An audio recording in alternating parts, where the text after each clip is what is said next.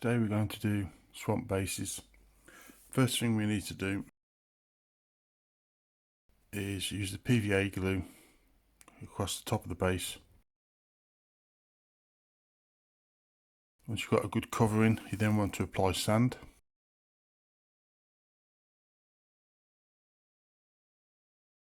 After that, first coat is iron oxide.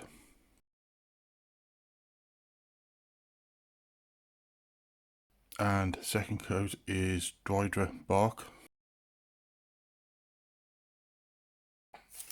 That will get you up to this point.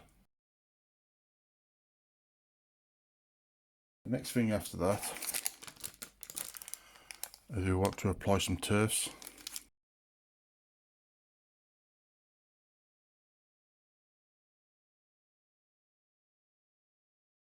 Personally, I would suggest that when you apply it, you want to put some PVA glue onto the bottom of the turf. I mean, they do have an adhesive on them, but the PVA glue would actually be better.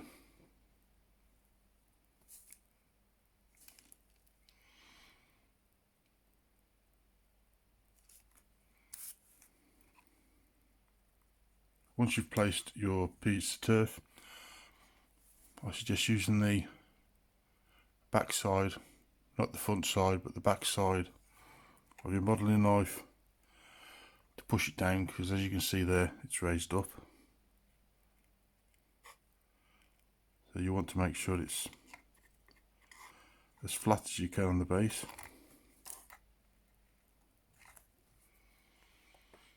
And keep applying your turfs.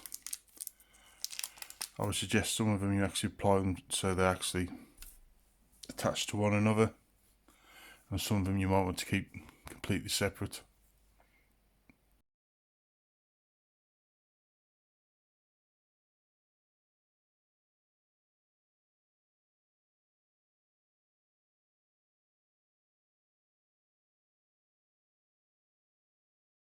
Now our turfs for the swamp base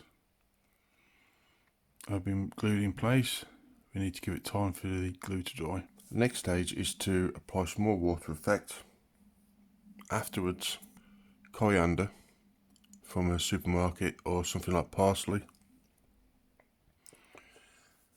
You want something which has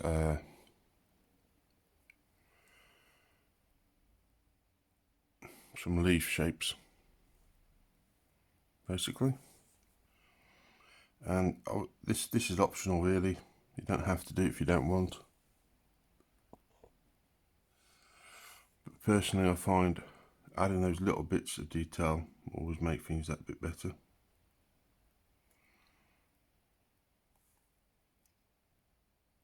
You can make it look like there's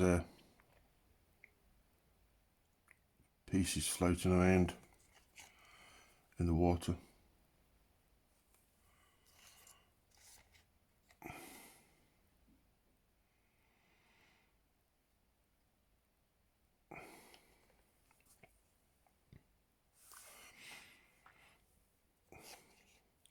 After this, you'll just want to keep on applying more layers of water till you get it to the level you want, because although technically speaking at the moment the water on this looks about right, I know once it's dried it'll need more applications, and then after that all you have to do is paint the rim of the bottom of the base and it's finished.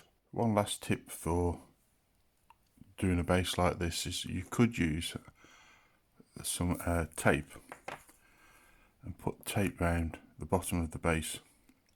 Put it all the way around. By doing this, you can actually apply more of the water effect at one time instead of doing fine layers. You could then go up to 3 mil thick at once. Personally, I prefer not to do it this way, and the reason why is what happens is the liquid will actually rise up against the side of the tape,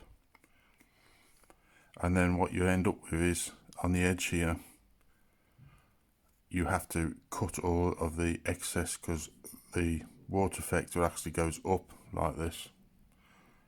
So personally I think it's better to do several layers slowly than to do one layer quickly, but it is a method to make it the process quicker if you want.